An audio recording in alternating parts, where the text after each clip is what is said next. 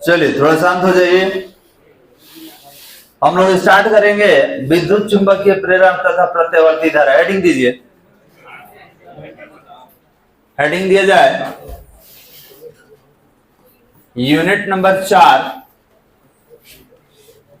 और इसमें दो चैप्टर होगा, चैप्टर 6 एंड 7। दो चैप्टर होगा, वाला 6 होगा और 7 होगा। और इसका नाम है, चलिए इसका नाम है विद्युत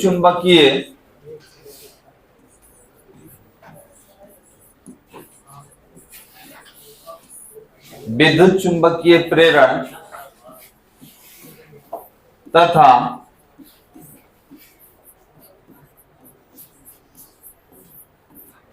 प्रत्यावर्ती धारा। विद्युत चुंबकीय प्रेरण तथा प्रत्यावर्ती धारा, इसको कहा जाएगा electromagnetic induction, electromagnetic induction and alternating current,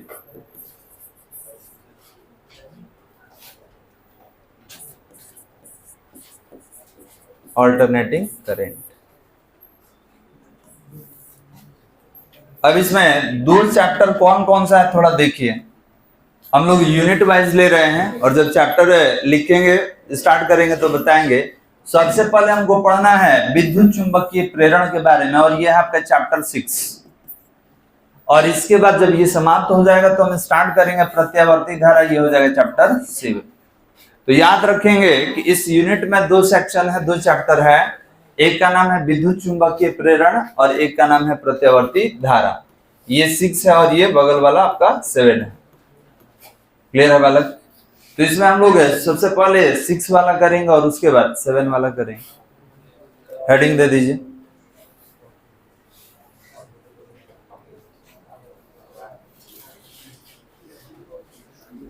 हो गया बालक, हेडिंग दे दिए। चलिए तो सबसे पहले विद्युत चुंबकीय प्रेरण को समझा जाए और इसके बाद इसके बारे में हम लोग लिखेंगे। तो एक वर्ड है प्रेरण, ये पहले भी बता चुके हैं प्रेरण के बारे में।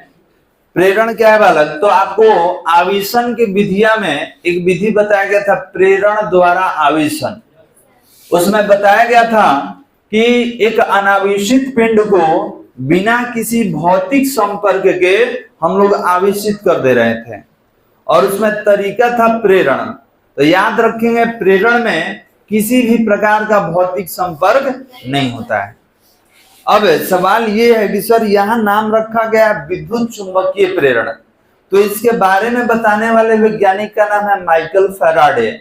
उन्होंने चुंबक से संबंधित, विद्युत और चुंबक से संबंधित बहुत सारे प्रयोग किए और उन्होंने इस घटना से संबंधित, प्रेरण से संबंधित दो नियम दिया जिसको फैराडे का प्रथम नियम तथा द्वितीय नियम कहा जाता है। अभी क्या बताए थे बालक, समझ लिया जाए। इन्होंने बताया कि किसी इंडक्टर में, किसी धारावाही कुंडली में अगर किसी क्षण चुंबक को गतिशील कराया जाए तो चुंबकीय फ्लक्स में परिवर्तन के कारण विद्युत वाहक बल बनता है और उस विद्युत वाहक बल के कारण परिपथ में धारा बनता है। अब डायग्राम के माध्यम से देखिए, इसके बाद एक्सप्लेन करेंगे और लास्ट में लिखा जाएगा। ध्यान देंगे, ये इनके बारे में इनका बायोग्राफी रहा, कहां जन्म हुआ था, क्या बताया थे। ठीक है, हमको ये देखना है इन्होंने क्या बताया था। तो इलेक्ट्रोमैग्नेटिक इंडक्शन और लॉ ऑफ इलेक्ट्रोलिसिस। तो ध्यान देंगे हमको पढ़ना है ये ऊपर वाला इलेक्ट्रोमैग्नेटिक इंडक्शन के बारे में। ठीक है, इससे संबंधित इनका दो नियम है जिस पे हम लोग बात करेंगे। तो देखिए ये नियम क्या है थोड़ा समझिए। आपके सामने एक धारावाही कुंडली है, ठीक है, इसको हम लोग प्रेरक कहते हैं, इंडक्टर कहा जाता है, एक कॉइल जैसा होता है बालक। और इसको आप देख सकते हैं कि एमीटर से कनेक्ट किया गया है। ठीक है, और ध्यान देंगे यहां पर ये जो कॉइल है किसी कार्डबोर्ड के ऊपर लपेटा गया, मतलब अंदर एक खाली जगह है। क्यों खाली रखा गया है? तो उसके अंदर हम चुंबक को पास कराएंगे, मैग्नेट को पास कराना है। ठीक है, आप कह सकते हैं कि सर ये एक तरह का जैसे पेज ले लिए, इसको हमने फोल्ड कर दिया राउंड शेप में, और इसके ऊपर हमने क्या किया, कॉपर वायर का बाइंडिंग यहां से यहां तक कर दिया, और बार बार क्या करेंगे, इसके अंदर चुंबक को आगे पीछे करना है इसके अंदर से। एक चीज का ध्यान रखेंगे, कांटेक्ट नहीं होना चाहिए, टच नहीं करना है इसके साथ। ठीक है, कांटेक्ट में नहीं लाना है, क्योंकि प्रेरण में क्या होता है कि किसी भी प्रकार का भौतिक संपर्क नहीं होगा वाला। ठीक है, यहाँ पर करंट वायर के साथ आपको कांटेक्ट में नहीं लाना है, केवल आगे पीछे करना है। तो सवाल ये है कि सर ये आगे पीछे करने से क्या होता है, तो आगे पीछे करने से चुंबकीय बल रेखा में परिवर्तन होगा, चुंबकीय बल रेखा में परिवर्तन होगा, या चुंबकीय फ्लक्स में परिवर्तन होता है। और जब चुंबकीय फ्लक्स में परिवर्तन होगा तो परिपथ में एक विद्युत वाहक बल बनता है। जैसे देखिए डायग्राम के माध्यम से समझते हैं। हमने क्या किया, यहाँ पर एक इंडक्टर ले लिया बालक,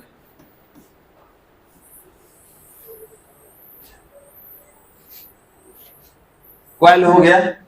अब इसको आप एक एमीटर से कनेक्ट कर दीजिए। क्यों एमीटर से कनेक्ट करेंगे, ताकि मालूम चले कि करंट इसमें बना है कि नहीं बना है। अब क्या करना है आपको, तो यहां पर एक मैग्नेट लेना है, मैग्नेट लेंगे और यहां पर नॉर्थ पोल हो जाएगा, यहां पर साउथ पोल हो जाएगा। और मैग्नेट में आपको मालूम है कि चुंबकीय बल रेखा जो है, ठीक है, नॉर्थ से साउथ बाहर, ठीक है, ये इसका डायरेक्शन हो गया। कोई दिक्कत बालक, इसको थोड़ा साइज में कर लेते हैं।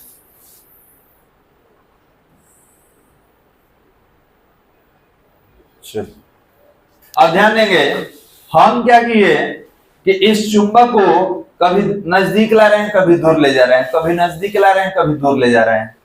तब कहिए सर बार बार आगे पीछे क्यों कर रहे हैं, तो इसका कारण समझिएगा। हम यहां पर अभी रखे हैं, तो बताइए कि इस पर कोई बल लगाएगा नहीं। याद रखेंगे, ये जो कॉइल लिए हैं मेटल का है, कॉपर का है, और इसमें इलेक्ट्रॉन रहता है। ठीक है, इलेक्ट्रॉन खाली चलता नहीं है। क्यों नहीं चलता है, तो इसको ऊर्जा का कोई स्रोत नहीं दिया गया है, और इलेक्ट्रॉन जब तक चलेगा नहीं तब तक करंट बनेगा नहीं। तो हमने बोला कि ये काम किया जाए, इस चुंबक को नजदीक लाया जाए। तो ये बताए कि नजदीक लाए, तो पहले देखिए दो लाइन, एक लाइन पार किया, दिख रहा है बालक, पहले एक बल लिखा गया, फिर नजदीक लाए तो 2 गो 3 गो 4 हो गया, फिर नजदीक ला दिए तो सब गया, यहां रख दिए तो टोटल पास किया। तो अब यहाँ पे भौतिक संपर्क नहीं हुआ है, ये मत समझिएगा सर आप उसमें ले जाके रख दिए, रखे नहीं है बालक। ठीक है, ये समझाने के लिए बता रहे हैं, इसके अंदर से इसको गति कराया जा रहा है, इसमें कोई संपर्क नहीं होगा, केवल आगे पीछे आपको करना है, अंदर ले जाना है, बाहर लाना है। इससे क्या होगा तो अभी बताएंगे, खाली आप बल रेखा पे ध्यान दीजिएगा, कैसे बढ़ रहा है कैसे घट रहा है। तो यहां पर इसको अगर गतिशील बनाया जाए, तो आप दूर कर दिए तो देखिए कैसे बढ़ रहा है, बढ़ेगा कैसे, तो 1 से स्टार्ट होगा, 1 2 3 4 5 6 7 ऐसे करते करते 100 तक, और फिर 100 से, ठीक है, घटते घटते कहां तक, 0 तक। क्लियर है बालक। तो 0 से 100 हुआ, 100 से 0 हुआ, ये बार बार बढ़ रहा है, घट रहा है। तो आप बोलेंगे सर ये करने से क्या होता है, तो ध्यान देंगे, जब यहां पर बल रेखा है तो इसको खाली बल रेखा कहा जाएगा, लेकिन जब ये कुंडली से पास करेगा तब फ्लक्स कहलाएगा। क्यों, क्योंकि किसी क्षेत्र से होकर गुजरने वाली चुंबकीय बल रेखाओं की संख्या को फ्लक्स कहा जाता है। पढ़ा है पीछे, यहां भी एक बार होगा, यहां भी फ्लक्स बताएंगे। तो आपने बोला कि सर अगर बाहर रखिएगा तो इसको फ्लक्स नहीं कहेंगे। क्यों नहीं कहेंगे, क्योंकि किसी क्षेत्र से नहीं गुजर रहा है। लेकिन जहां पर इसको आप नजदीक ला दिए, तो ये चुंबकीय बल रेखा किसी क्षेत्रफल से, किसी जगह से होकर गुजर रहा है, और जब चुंबकीय बल रेखा किसी क्षेत्र से होकर गुजरती है तो उसको क्या कहते हैं, चुंबकीय फ्लक्स। और बार बार आगे पीछे करने से क्या हो रहा है, चुंबकीय फ्लक्स में परिवर्तन हो रहा है, चुंबकीय बल रेखा में परिवर्तन हो रहा है। तो इस बल रेखा में परिवर्तन को ही फ्लक्स का परिवर्तन कहा जाता है। क्यों, तो आप बोलेंगे सर ये ज्यादा है तो कम फ्लक्स है, धीरे धीरे फ्लक्स ज्यादा हो गया, फिर ज्यादा फ्लक्स से क्या हुआ, धीरे धीरे कम फ्लक्स हो गया, 0 फ्लक्स हो गया। तो आप बोलेंगे सर ये बार बार फ्लक्स में परिवर्तन हो रहा है। अब सवाल ये है कि परिवर्तन से क्या होता है, तो परिवर्तन से देखिए क्या होता है। तो जैसे ही बार बार आप मैग्नेट को आगे पीछे करेंगे, तो ये जो कॉपर वायर देख रहे हैं इसमें इलेक्ट्रॉन बैठा रहता है, और आगे पीछे करने से चुंबकीय बल रेखा में परिवर्तन होता है। तो इसका नाम क्या है? चुंबकीय बल रेखा। अभी जो डायग्राम बनाए थे इसमें इसका नाम क्या है? तो आप कहिएगा सर इसका नाम है चुंबकीय बल रेखा। तो जब ये अंदर जाएगा तो बल लगाएगा। बल रेखा का काम क्या है? बल लगाना। तो जब जैसे ही कॉइल के अंदर डालिएगा तो ये बल लगाना चालू करेगा। किस पर बल लगाएगा? कॉइल में जो इलेक्ट्रॉन बैठा है उस पर बल लगाएगा। ठीक है, आप बोलेंगे कि सर यहाँ पर मेरे पास कॉइल है, हम आगे पीछे कर रहे हैं, क्या हो रहा है? तो आगे पीछे करने से चुंबकीय बल रेखा में परिवर्तन होता है, और चुंबकीय बल रेखा क्या करेगा? तो इस कॉइल में जो इलेक्ट्रॉन बैठा है उस पर बल लगाएगा और उसको धक्का देगा चलने के लिए। ठीक है, क्योंकि इसका नाम ही क्या है? चुंबकीय बल रेखा। तो जब बल रेखा है तो ये क्या करेगा? इस पर बल लगाएगा, और इसके अंदर जो इलेक्ट्रॉन बैठा हुआ है जिसको संयोजी इलेक्ट्रॉन कहा जाता है, चालन इलेक्ट्रॉन कहा जाता है, उस पर एक बल लगाएगा, उसको एक धक्का देगा, और उस बल से इलेक्ट्रॉन क्या होता है? धीरे धीरे इसमें चलना शुरू करता है। तो जब इलेक्ट्रॉन चलेगा तब क्या बनेगा? करंट बनेगा। तब बताइए कहीं भौतिक संपर्क कराए हैं? नहीं कराए हैं, लेकिन बार बार आगे पीछे करने से क्या हुआ? फ्लक्स में परिवर्तन, और उसी फ्लक्स में परिवर्तन से हम क्या जनरेट कर दिए? करंट जनरेट कर दिए। कोई दिक्कत बालक? तो आप कहिएगा कि सर बार बार आगे पीछे करने से यहाँ पर कॉइल के अंदर जो भी इलेक्ट्रॉन बैठा है इस पर बल लगा है, क्योंकि इसका नाम है चुंबकीय बल रेखा। इस जाएगा तो इलेक्ट्रॉन पे बल लगाएगा।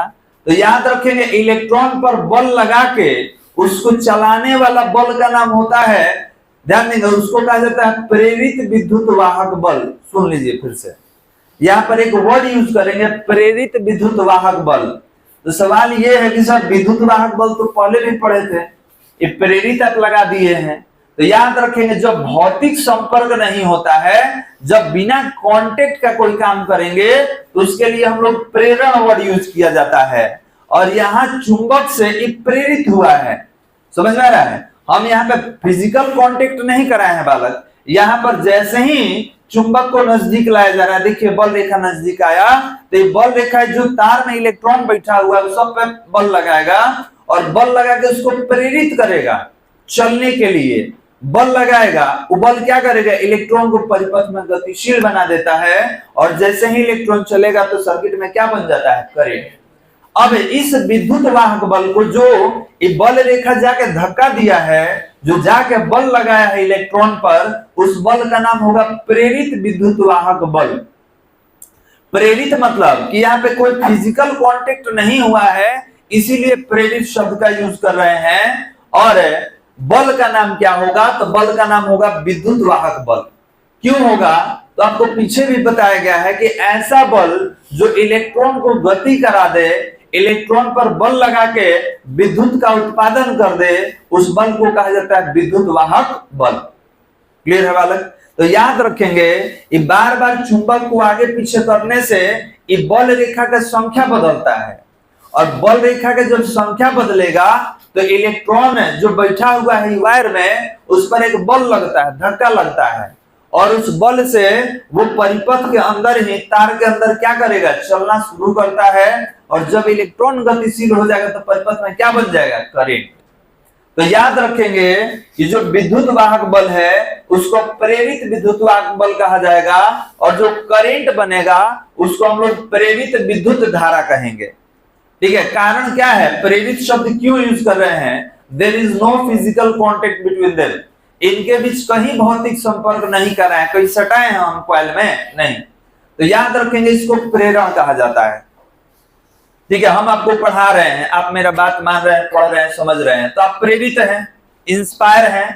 समझ में आ रहा है? तो यहां भी क्या होता है कि जैसे ही चुंबकीय बल रेखा अंदर गया, बल लगाए इलेक्ट्रॉन पर, तो इलेक्ट्रॉन प्रेरित हो जाता है। प्रेरित होने का मतलब कहेगा ठीक है आप बल लगाए हैं ना, तो चलिए आप ही के बल से हम चलना सर्किट में शुरू कर रहे हैं बालक, कोई दिक्कत? और इलेक्ट्रॉन है ये बल रेखा के प्रभाव के कारण क्या होता है? गतिशील हो जाता है, और जब इलेक्ट्रॉन परिपथ में गतिशील हो जाएगा तो क्या बनेगा? करंट बनेगा। कोई दिक्कत बालक? तो अब बताइए आप करंट कैसे उत्पन्न किए हैं? तो आप बोलेंगे सर चुंबकीय क्षेत्र में परिवर्तन करके। कहीं इसमें सोर्स लगाए हैं, कहीं बैटरी जोड़े हैं? नहीं। कहीं अल्टरनेटिंग करंट का सोर्स है? नहीं। तो याद रखेंगे कि चुंबकीय क्षेत्र में परिवर्तन करके विद्युत धारा का उत्पादन ही विद्युत चुंबकीय प्रेरण कहलाता है। कोई दिक्कत वाला? तो यही हमको लिखना है और समझना है। समझ आ रहा डायग्राम? अब देखिए यही बताया गया है यहाँ पर कि मैग्नेट है भाई, आगे पीछे कीजिएगा तो इसमें विक्षेप दिखेगा। विक्षेप का मतलब आपको मालूम चलेगा करंट बन रहा है कि नहीं। प्रैक्टिकल भी करके देख सकते हैं, ये मार्केट में उपलब्ध होता है, इसको हम लोग करके फिजिकली देख सकते हैं। ठीक है, ये भी इसी का एक पार्ट है। अब यही आपको समझा रहे थे कि कैसे जाता है। तो जब इसके अंदर लाइएगा तो गोल गोल घेरा घेरा टाइप का बना देगा। तो अब यही बल रेखा क्या करता है, इसमें इलेक्ट्रॉन पर बल लगाता है और उसको चलने के लिए, गतिशील होने के लिए प्रेरित करता है। और जब इलेक्ट्रॉन चलेगा तो क्या बनेगा? करंट बनेगा। ये पहले भी हम लोग के पास आया, ये पहले भी हम लोग देख चुके हैं। कोई दिक्कत बालक? दूर लेके जाइएगा तो कम होगा, नजदीक लेके आइएगा तो बढ़ जाएगा। और चुंबकीय फ्लक्स में परिवर्तन के कारण करंट बनता है। अब कोई कहेगा कि सर इजी रखेंगे तो, हम आगे पीछे नहीं करेंगे तो नहीं बनेगा। तब कहिएगा बल रेखा तो जाइए रहा है सर, तब कहे नहीं बल लग रहा है। तो याद रखेंगे कि बल रेखा से मतलब नहीं है। सुन लीजिए एक बार स्पष्ट कर दे रहे हैं। आप अगर सोचिएगा कि ले जाके एगो रख दिए, चुंबक डाल दिए, तब तो करंट बन जाना चाहिए ना बालक? नहीं बनेगा। क्यों नहीं बनेगा? क्योंकि जब तक परिवर्तन नहीं होगा तब तक बल नहीं लगेगा। यहाँ पर चुंबक को आगे पीछे करना होगा, आपेक्षिक गति कराना होगा। क्यों? आपके चुंबकीय बल रेखा में परिवर्तन होना चाहिए। जब तक फ्लक्स में परिवर्तन नहीं होगा समय के सापेक्ष, तब तक फ्लक्स नहीं बनेगा। याद रखिए विद्युत वाहक बल जो होगा, विद्युत वाहक बल जो होगा, ये हो जाएगा d∅v/dt। समय के साथ आपका फ्लक्स में परिवर्तन चाहिए। अगर आपका समय के साथ परिवर्तन नहीं होगा, करंट नहीं बनेगा। याद रखिएगा, ठीक है। तो d∅ का मतलब है चुंबकीय फ्लक्स में परिवर्तन। अब परिवर्तन कब होगा? जब आगे पीछे गति कराएंगे तभी होगा बालक। रख दीजिएगा तो करंट बनेगा, एकदम नहीं बनेगा। तो यहाँ परिवर्तन चाहिए, परिवर्तन। केवल फ्लक्स नहीं चाहिए, फ्लक्स में क्या चाहिए? परिवर्तन। समझ आ रहा है बालक जो बोल रहे हैं? तो याद रखिएगा कि ये हमारा शर्त है, कंडीशन है, इसी के बारे में समझना है और लिखना है। कोई दिक्कत बालक? चलिए एक चीज और, एक वर्ड हम लोग ज्यादातर यूज करते हैं, इलेक्ट्रिक डिस्चार्ज। ठीक है, इलेक्ट्रिक डिस्चार्ज। तो इलेक्ट्रिक डिस्चार्ज क्या है? तो ध्यान देंगे, एक प्लस एक माइनस दोनों का तार सटाइएगा तो स्पार्क होगा, और इसी स्पार्क को इलेक्ट्रिक डिस्चार्ज कहा जाता है। तो आप देख सकते हैं इस तरीके से इसको समझाया गया है। अब यहां इस डायग्राम में क्या कह रहा है? तो कह रहा है कि जब आगे पीछे करेंगे, आगे पीछे करने से ही बल्ब जल जाएगा। क्यों जल जाएगा? तो चुंबकीय फ्लक्स में परिवर्तन होगा, फ्लक्स में परिवर्तन होगा तो प्रेरित विद्युत वाहक बल बनेगा, और प्रेरित विद्युत वाहक बल बनेगा तो परिपथ में करंट बनेगा, और उस करंट का नाम क्या देंगे? प्रेरित विद्युत धारा। कोई दिक्कत वाला? तो सबसे पहले विद्युत चुंबकीय प्रेरण को परिभाषित करेंगे, ठीक है। इसके बाद चुंबकीय फ्लक्स के बारे में आपको फिर से एक बार समझना होगा, क्योंकि बिना फ्लक्स का आप आगे नहीं बढ़ सकते हैं। कोई दिक्कत वाला?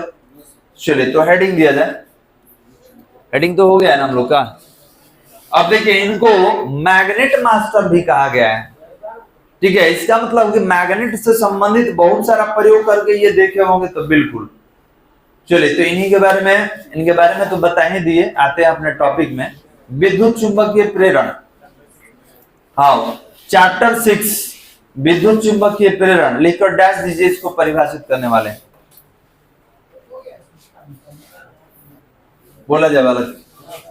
तो आप जो बोलेंगे डेफिनेशन होगा, आपको लिखना होगा।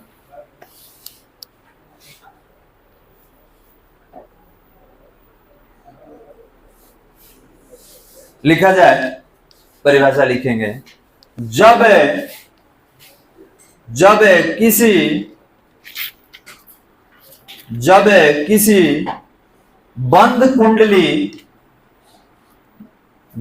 किसी बंद कुंडली और चुंबक के बीच जब किसी बंद कुंडली और चुंबक के बीच आपेक्षिक गति बंद कुंडली और चुंबक के बीच आपेक्षिक गति के कारण बंद कुंडली और चुंबक के बीच आपेक्षिक गति के कारण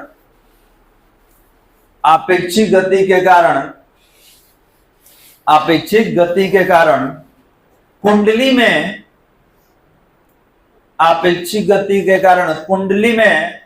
विद्युत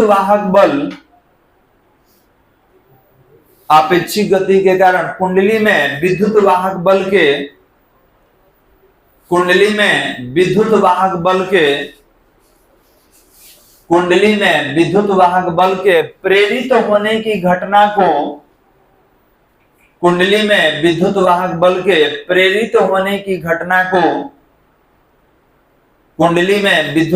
बल के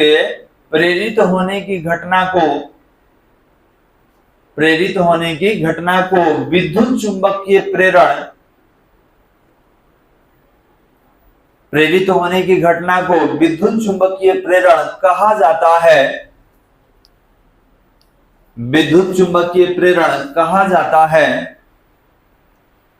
विद्युत चुंबकीय प्रेरण कहा जाता है।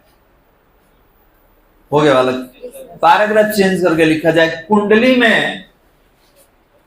पैराग्राफ चेंज करके लिखेंगे, कुंडली में उत्पन्न विद्युत वाहक बल को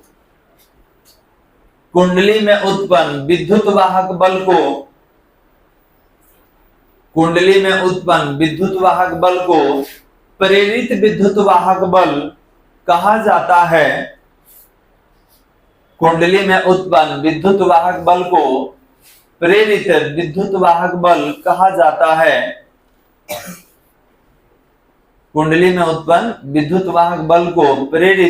वाहक बल कहा जाता है।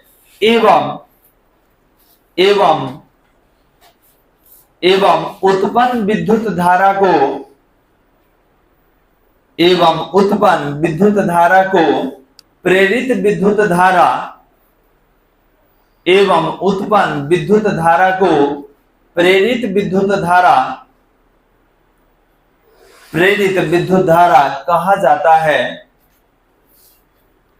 प्रेरित विद्युत धारा कहा जाता है। हो गया बालक। चलिए, तो ये बताइए कि आप बार बार प्रेरित शब्द का यूज क्यों किए हैं?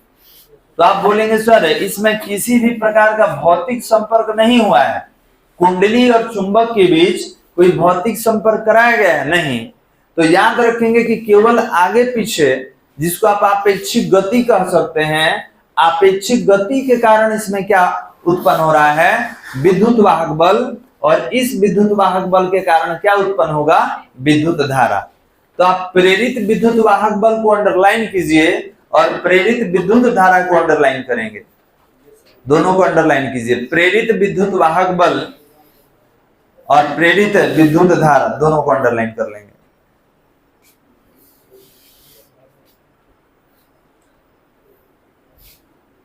हो गया बालक। तो ये हो गया हमारा विद्युत चुंबकीय प्रेरण। अब प्रेरण से संबंधित घटनाओं को अध्ययन करने के लिए आपको 2-3 चीज जानना होगा। चुंबकीय फ्लक्स के बारे में, फ्लक्स घनत्व के बारे में, और ये पीछे पढ़ाया गया है।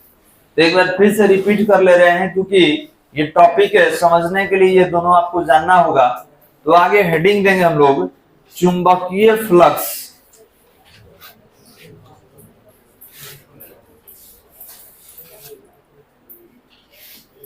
हेडिंग दिया जाए चुंबकीय फ्लक्स।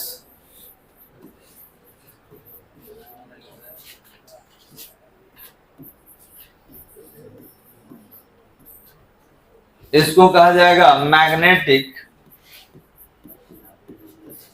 Magnetic flux.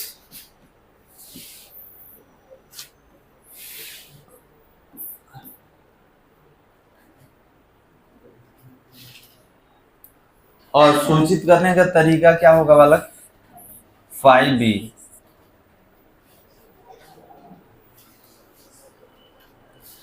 तो बताइए कोई, क्योंकि ऑलरेडी बता चुके हैं। कौन बताएंगे बालक? बताओ।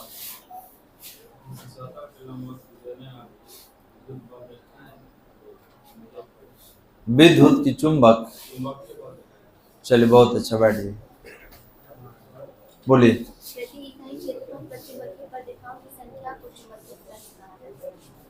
प्रति इकाई लगा दिए तो फ्लक्स घनत्व बता दिए टोटल पे।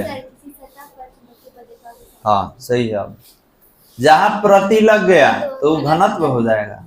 चलिए और कोई? तो हम लोग कहीं हाथे ना उठावे लो जा, खाली हाथ के यूज मोबाइले चला में होला। बोला लास्ट बेंच दई।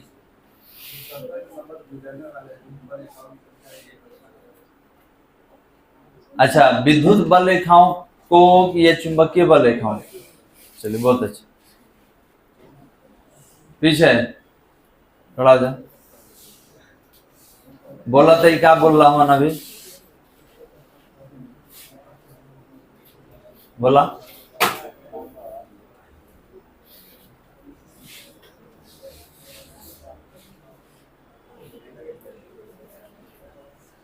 बैठ जा तारा पीछे। चलिए तो ध्यान देंगे, जो बता रहे हैं थोड़ा ध्यान से समझिए, ठीक है? समझिए, सुनिए और उसको बताइए। इसीलिए दोबारा बता रहे हैं कि जब तक आप फ्लक्स नहीं समझेंगे आगे वाला घटना नहीं समझ में आएगा। ध्यान देंगे बालक, चुंबकीय फ्लक्स क्या है? तो किसी सतह से गुजरने वाली चुंबकीय बल रेखाओं की संख्या को चुंबकीय फ्लक्स कहा जाता है। अब इसमें एक वर्ड भी जोड़ देते हैं, लंबवत। क्यों लंबवत जोड़ते हैं? क्योंकि लंबवत दिशा में ही टोटल बल रेखा पास करता है। तो इसका शर्त भी हम लोग समझेंगे, कंडीशन भी देखेंगे कि सर किस स्थिति में फ्लक्स महत्तम होता है और किस स्थिति में न्यूनतम। अभी पीछे वाले डायग्राम में हमने बताया क्या यहाँ पर चुंबकीय बल रेखा तो है, क्या इस रेखा को फ्लक्स कहा जा सकता है? नहीं। क्यों नहीं कहेंगे? किसी सतह से ये क्षेत्रफल से नहीं गुजर रहा है, लेकिन जैसे ही इसको स्क्वायर से या इसके सामने कोई हम एरिया बना देते हैं, इससे होके गुजरेगा, तो अब इसका नाम क्या हो जाएगा? फ्लक्स। क्लियर है बालक? तो परिभाषित करेंगे, परिभाषित किया जाए, लिखेंगे किसी पृष्ठ से होकर गुजरने वाली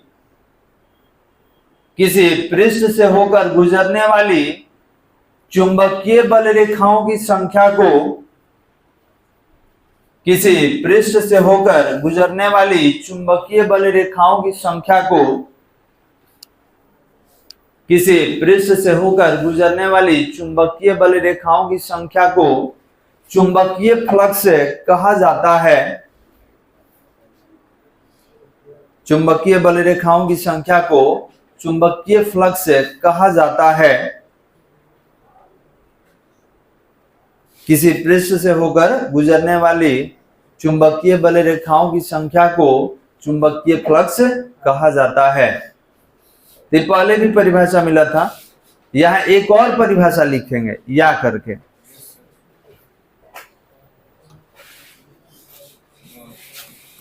या करके एक और परिभाषा लिखा जाए, पृष्ठ के क्षेत्रफल,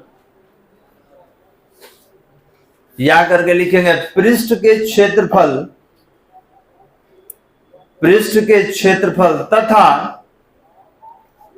तथा चुंबकीय क्षेत्र के पृष्ठ के क्षेत्रफल तथा चुंबकीय क्षेत्र के पृष्ठ के लंबवत चुंबकीय क्षेत्र के पृष्ठ के लंबवत घटक के गुणनफल को पृष्ठ के लंबवत घटक के गुणनफल को पृष्ठ के लंबवत घटक के गुणनफल को पृष्ठ का चुंबकीय फ्लक्स कहा जाता है। पृष्ठ का चुंबकीय फ्लक्स कहा जाता है। इसे फाइबी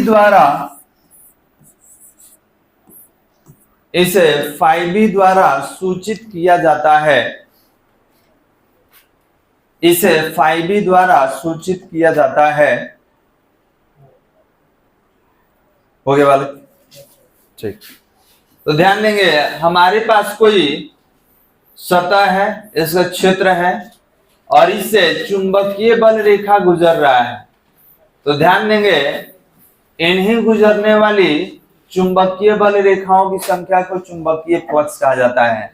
तो मान लें कि सतह का क्षेत्रफल कितना है, तो आप कहेंगे कि सर सतह का जो क्षेत्रफल है इसको हम लोग कैपिटल ए से लिख लेते हैं। तो अब बताइए कि जब कैपिटल ए से आप सतह के क्षेत्रफल को दर्शा दिए, तो यहां पर अगर लिखना होगा तो चुंबकीय फ्लक्स फाइबी बराबर कितना लिख सकते हैं, तो ये होगा बी डॉट ए। बी क्या है, तो आप कहेंगे चुंबकीय क्षेत्र की तीव्रता किसके लिए, तो ये बल रेखा के लिए। और ए क्या है, तो जिस क्षेत्र से ये होकर गुजर रहा है। अब बताइए कि डॉट है तो कॉस में टूटेगा कि साइन में, कॉस में, तो ये हो जाएगा बी ए कॉस थीटा। तो याद रखेंगे फाइबी क्या है, चुंबकीय फ्लक्स, और ये होता कितना है, तो बी डॉट ए। अगर इसको परिमाण के रूप में लिखना होगा तो बी ए कॉस थीटा। अब हमको ये बताइए कि चुंबकीय फ्लक्स सदिश है कि अदिश है, सदिश है कि अदिश है।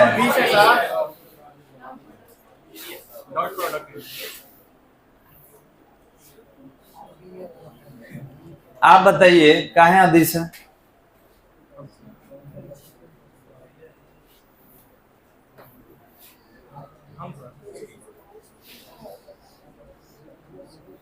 काहे अदिश है बालक,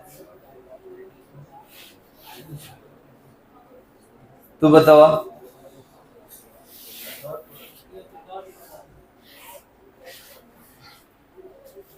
ला डॉट हटा देने, अब बोला।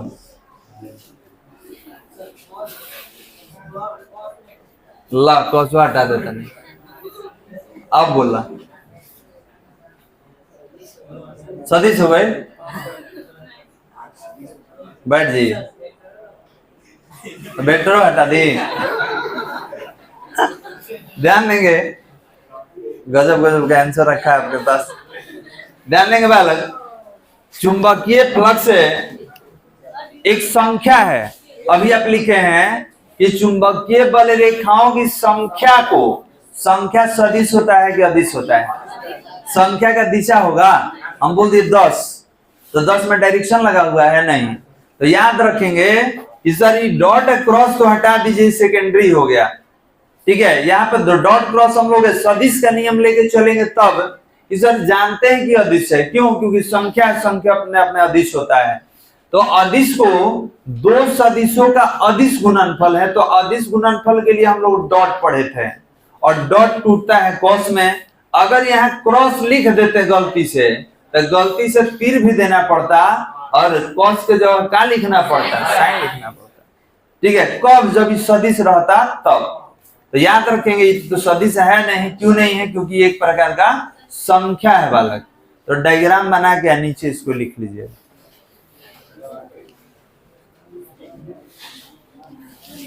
कुछ भी क्रिएट कर देता है।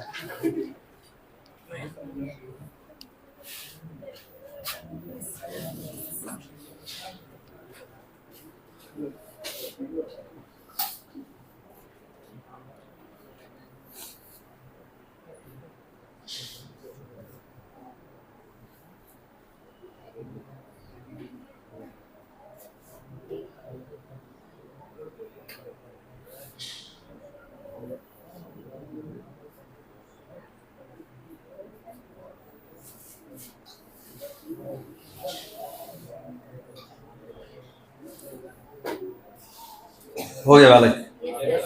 चलिए, तो ये पीछे ध्यान देंगे, पीछे हम लोग पूरा डिटेल से इसके बारे में पढ़ चुके हैं। ये बस रिवीजन के लिए एक बार हम बता रहे हैं। अब इसका ऐसा ही मात्रक विमीय सूत्र भी निकालेंगे और सदिश सदिश भी लिखेंगे। इसके नीचे लिखा जाए, नोट में लिखिएगा, इसके नीचे नोट में लिखेंगे। नोट में लिखा जाए चुंबकीय फ्लक्स एक प्रकार का संख्या है, चुंबकीय फ्लक्स एक प्रकार का संख्या है, अतः यह एक अदिश राशि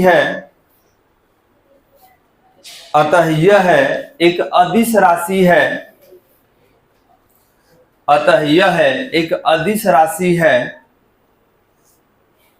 हो गया बालक। Note number 2। अब अगला नोट समझाने से पहले कुछ पूछना पड़ेगा और कुछ बताना पड़ेगा। हमको ये बताइए कि फ्लक्स,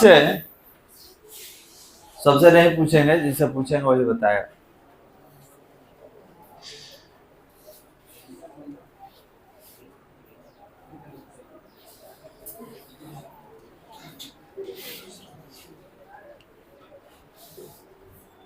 ये बताइए फ्लक्स महत्तम कितना डिग्री पर होगा? 90। फ्लक्स न्यूनतम कितना डिग्री पर होगा? 0। मैथ है कि बायोलॉजी है? मैथ है। तो हमको ये बताइए कि आप बोले हैं 90 पर महत्तम, तो cos 90 का वैल्यू बहुत ज्यादा होता है, बोला। बैठ जाइए, ध्यान देंगे। मैथमेटिकल देखिए 2 तरह का कॉन्सेप्ट यूज करेंगे। अभी भूला जाइए फिजिक्स, अभी मैथ पे बात करेंगे, उसके बाद हम आएंगे फिजिक्स पे। तो ध्यान देंगे, इस तरीके का समीकरण कभी भी दिखाई दे तो आप कहिएगा सर ये फ्लक्स महत्तम कब होगा? जब cos थीटा महत्तम होगा, और cos थीटा महत्तम होता है 0 डिग्री पर। तो याद रखेंगे 0 डिग्री पे फ्लक्स ज्यादा, और याद रखेंगे फ्लक्स न्यूनतम कब होगा? जब cos थीटा न्यूनतम होगा, और cos कितना डिग्री पर न्यूनतम होता है? 90। ये मैथ का काम है, एंगल समझाना। अब कैसे अगर पूछा जाएगा कि कैसे 0 90, तब आएंगे तो फिजिक्स पे आ जाएंगे। तो अगर मैथ पढ़ते हैं तो याद रखिए कि cos 90 का वैल्यू न्यूनतम है, cos 0 का वैल्यू महत्तम है। cos जो होता है 1 से 0 के तरफ जाता है जी, क्लियर है? तो याद रखिएगा आगे 0 पर महत्तम, 90 पर न्यूनतम। अब कहिएगा सर ये कैसे हो जा रहा है, हमको नहीं समझ में आ रहा है। तो देखिए आपको समझाने के लिए एक हमको प्रैक्टिकल थोड़ा सा समझना होगा। तो सुनिए, समझिए, ध्यान समझिएगा, क्योंकि जो लिखेंगे और जो समझेंगे, ठीक है, एक दूसरे से उल्टा जैसा प्रतीत होगा आपको। तो ध्यान देंगे, सबसे पहले समझने के लिए एक आपको फैन लेना होगा, स्टैंड फैन। और स्टैंड फैन से जो हवा निकल रहा है उसको मानना होगा चुंबकीय बल रेखा, और जितना एरिया में जा रहा है उसको बोलेंगे चुंबकीय क्षेत्र। अब उस फैन के सामने हम एक खिड़की जैसा, अभी तो कागज इसको फाड़ेंगे नहीं, खिड़की जैसा ला के इसे रख दिए। अब आपसे पूछा जाएगा कि बताइए खिड़की को जब फैन के सामने इसे रख देंगे तो इससे टोटल हवा पास करेगा कि नहीं? तो कहिएगा बिल्कुल करेगा, ठीक है। क्यों करेगा? तो आप खिड़की लगाए हैं, सब इधर से क्रॉस कर जाएगा। तो हमको ये बताइए कि अगर ये मेरा सतह है, क्योंकि खिड़की है, सतह है, तो इस सतह का डायरेक्शन कहाँ है? तो आप बोलेंगे सतह का डायरेक्शन उस पर लंबवत होता है, तो ये मेरा सतह का डायरेक्शन हो गया। और हवा भी आप ही के तरफ जा रहा है, तो अगर हवा आपके तरफ जा रहा है तो हवा के लिए एक और ले लिए कि सर ये हमारा हवा है जिसको चुंबकीय बल रेखा कहा जाता है। अब बताइए दोनों के बीच कोण कितना बना? दोनों के बीच कोण कितना है? 0। देखिए गलती कहां हो रहा है, आप सतह के साथ ले रहे हैं। सतह के साथ नहीं लेना है, सतह के डायरेक्शन के साथ लेना है। इन डायरेक्शन है सतह का। आप 90 और 0 क्यों बोल रहे हैं? तो आप इसके साथ ले लिए सतह ई चुंबकीय बल रेखा, तो 90 नहीं। सतह का दिशा बताइए, सतह का दिशा हमेशा उस पर लंबवत होता है। तो अगर ई सतह है तो इसका दिशा कहाँ है? सामने है, और ये चुंबकीय बल रेखा हो गया। अब बताइए दो समानांतर अगर बल रेखा रहेगा तो इनके बीच कोण कितना होगा? 0। तो महत्तम की न्यूनतम? महत्तम। टोटल हवा गुजर जाएगा, पास कर जाएगा। अब कहिए 90 वाला बताइए, तो अब क्या करेंगे कि पंखे के सामने अपने खिड़की को इसे रख दीजिए, हवा पास करेगा, इससे कुछ ऊपर से चला जाएगा, कुछ नीचे से जाएगा, इससे बहुत कम या लगभग ना के बराबर नहीं जाएगा। तो अब कहिएगा इस पर थोड़ा समझाइए कोण। तो इस सतह हो गया, तो सतह का डायरेक्शन कहाँ होगा, लंबवत, और हवा कहाँ जा रहा है, आपके तरफ। तो हवा आपके तरफ जा रहा है तो एंगल ऐसे बनाएंगे या ऐसे बनाइए, तो बताइए एंगल कितना बना, 90। तो आप सतह नहीं, सतह का दिशा देखिए, इसका डायरेक्शन इस पर लंबवत होता है, इसके साथ कोण देखना है। तो कोण कितना बना जी, सतह के साथ 90 डिग्री का कोण बना। तो 90 पर कॉस क्या होता है, न्यूनतम होता है। कोई दिक्कत वाला समझने में? अगले नोट में यही लिखना है। नोट में लिखेंगे, लिखा जाए 0 डिग्री पर चुंबकीय फ्लक्स का मान, 0 डिग्री पर चुंबकीय फ्लक्स का मान महत्तम होता है।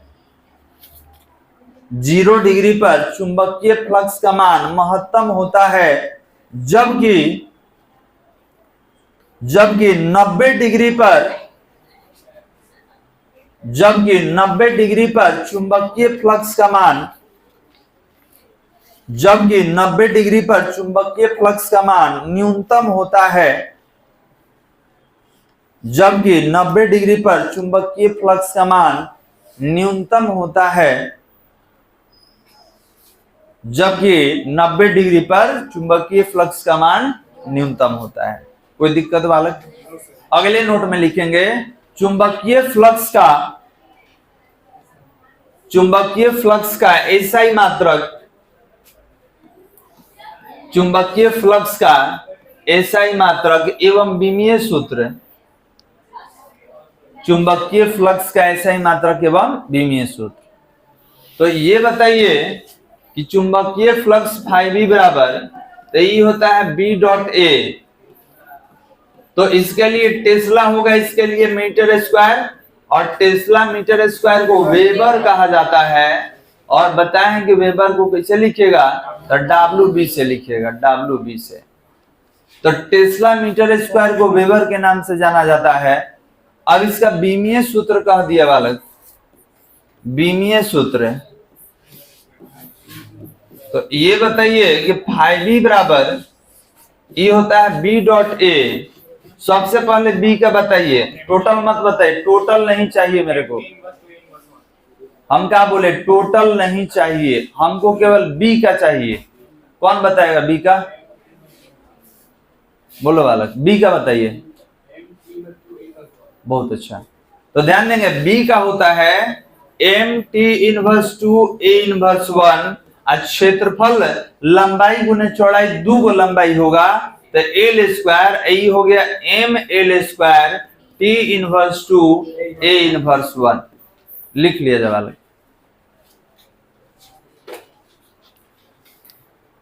जो भी पढ़ाई हो चुका है उसको रिवाइज कीजिए, प्रैक्टिस कीजिए।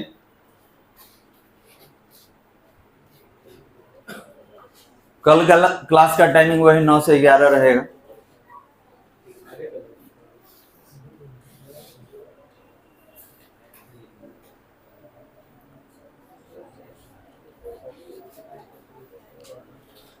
तो बस यहीं पे हम लोग रोकेंगे इसको। अब इसका एक सीरीज मात्रक मैक्सवेल भी है।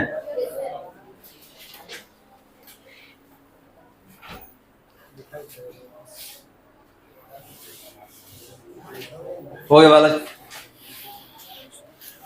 बस तो यहीं रोक देंगे।